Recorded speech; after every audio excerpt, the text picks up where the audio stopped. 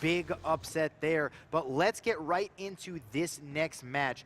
B-rad versus Godslayer. If you're just joining us, guys, this is going to be a single elimination bracket. Each matchup will be best of 3.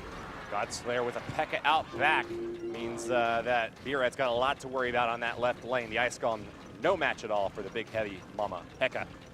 Mega Minion flying high though, just out of P.E.K.K.A range. We're gonna have to see some sort of ranged response from Godslayer to be able to take that down. Tower locks on to the Ice Golem first and will get a few pop shots off him. It's the Mega Minion. A Minion Horde flies on in, but Fireball down. Looks like that P.E.K.K.A lonely out the left lane. Won't have much to do against his Tesla. Yep, just gets taken down there. Fireball is going to be able to take out the Minion Horde, but guess what? You Fireball a Minion Horde, you have nothing for the Three Musketeers, but the Expo on defense. Now, when you're a Three Musketeer player and you see an Expo on defense, you shake your head, especially when they have a Fireball. The Battle Ram coming in a little bit too late as a Musketeer is going to drop from the arena before the Battle Ram is on. That's so crucial to get your Battle Ram down to tank for the double Muskies that are behind it. Unfortunately, they're about a quarter second too late, and a Musketeer falls before it crosses the bridge. Absolutely flawless defense from B-rad there, but Godslayer got really great value out of the cards he was playing. He's got a Fireball bait deck, so what that means is he's waiting for B-rad to toss that Fireball. Whenever he sees it go down, he's going to be ready with a Minion Horde, Three Musketeers, Elixir Collector, or any combination of those three to try to punish the lack of spells in his opponent's hand. But a great result for B-rad here. The lock with the Expo at the right lane is going to be an amazing start as we now are getting ready to go into double elixir time with only 3 digits on that right side tower, down to 640 overall. Yeah, and a huge play by B-rad right here, but he's got a Fireball. He does not have a Poison. Now, when you do not have a Poison versus a Night Witch and a full life pump pretty much from Godslayer, that's just ticking Elixir. Let's see if Godslayer is able to come back into this game with the P.E.K.K.A, with the Night Witch, and then maybe Battle Ram Minion Horde the opposite lane and continue a huge assault, because you can only Fireball one side. You can either Fireball the Minion Horde or the Three Musketeers. You can't Fireball both. Let's see if Godslayer is able to take advantage. Beautiful defense out that right side, able to use the Fireball to take down the Minion Horde and clip one of those Musketeers, but still quite a bit of damage from Godslayer, and he's got a chance to push even harder out this right lane. P.E.K.K.A soaking for the Expo at the right side with archers on defense. We still have a Night Witch and 3 Musketeers coming on in from Godslayer. A massive push gets logged back, but that will be enough to stop these Musketeers. A heal spell goes down for plenty more healing opportunities. Not going to be enough to keep those Musketeers alive. You were really hoping to find a poison to use that heal spell against. And looks like with the counterattack at the right side, Godslayer's going to keep going, chat. Yeah, he's going to go in with the Minion Horde here. The zap comes down from Godslayer, but doesn't really get much value at all. One Archer still alive. Barbarian is going to swing once on the tower, and Fireball Cycle could be the choice for B-rad here. I mean, he can keep on logging, log after log, and then eventually get into Fireball Cycle and end the game. B-rad kind of struggling right now, but I kind of want to see a Heal Rooski, Woody. Another Heal Rooski moving in. You know, Godslayer's definitely in a pickle right now. This is the only chance that he has to try to claim the win right here and now. Right here, right now. The Fireball log combo will be enough to finish that right side tower off, so he's just got to pressure, but couldn't get there in time. Godslayer soaks the Fireball out the right lane. B-rad with the 1-0 victory. These are best of 3 sets.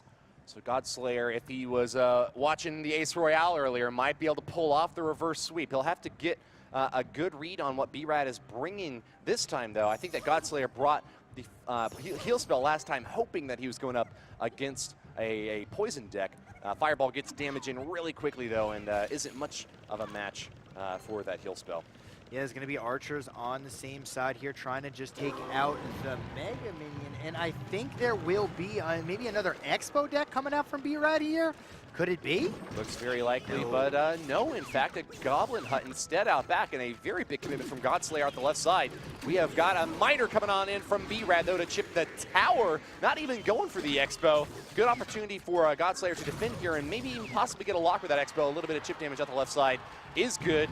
Relatively close here, but B-rad ahead in damage overall right now. Godslayer, a couple more drops of Elixir. I'd say it's still a tied-up game right now. Chad. Yeah, it's still a tied-up game right now, but Minor Poison usually wins this matchup versus Expo. Let's see how Godslayer plays around the poisons that are going to be on his Expo and the tower. And if B-rad chooses to miner the Expo or the tower, he's going to be playing a lot of mind games, you know, this entire matchup. Like you said before, miner goes for the Expo, no, it's going to be for the tower. He's going to keep on switching that up, and let's see how Godslayer is able to defend versus that miner, if he chooses right, if he chooses wrong, because this is going to be, you know, a hard matchup for Godslayer. Godslayer with a defensive Expo in the center here will be able to take down that Goblin Hut, but is not going to be able to reach that tower on the opposite side. And yeah, just like you said, it's a bit of an unfortunate matchup here for Godslayer, especially because he's been fighting same lane against B-rad. Typically with these Expo decks, you want to prevent your opponent from being able to drop a spell on both your Expo and the tower at the same time. B-rad doing that very consistently so far has earned him a nice damage lead out the left side, already down to 1678. A log and a miner out the left lane will take care of those archers, but a very, very defensively placed Tesla won't get much value here, stopping the rest of this push. 1530 on Godslayer's left side. He's taking about 1,000 damage overall. B-rad with very good defense. Hasn't had much to worry about with Godslayer's pushes so far. Yeah, and here comes a push from B-rad here just to defend versus the Expo. Expo doesn't get much at all, and B-rad's one Spear Goblin after another just chipping away at this left-hand side, Woody. They may only do 50 damage each, but those 50 damages definitely add up over time. It certainly does. Ice Spirit and a miner out the right side with a log to add on top. The poison going to be able to chip down that Expo, and that's going to be no lock for it whatsoever. Godslayer in a very precarious position here as we're just about to get to overtime. That means that the next tower that goes down will be the end of the game. Expo at the right side has a little bit of health left with that Tesla to help it out, but can't stop the poison, man. It's instant damage, and there's no way to prevent it. Miner at the back to support that poison a little bit means that that Expo is just about ready to go down just after it locks onto the tower. Yeah, and the thing is B-rad is getting value every single time. He drops a Goblin Hut, gets about 3 or 4 Spear Goblins doing damage. It's about 200 damage each time. He's getting a Princess, doing a couple of hundred every single time on the left-hand side, and he's totally okay with slowly chipping. If you guys are going to play a miner chip cycle deck like B-rad is playing, you have to play the long game. You have to go, I'm okay. If I get 200 damage on your tower and you don't get any on mine, I'm okay with it. Even if I get 50 or 100 as the Spear Goblins come in very, very slowly, it is a positive trade, and that's how you win with Miner Cycle. Throws away the Fireball, and Godslayer, without a hope or prayer, sees B-rad take that left side tower. Congratulations to B-rad from no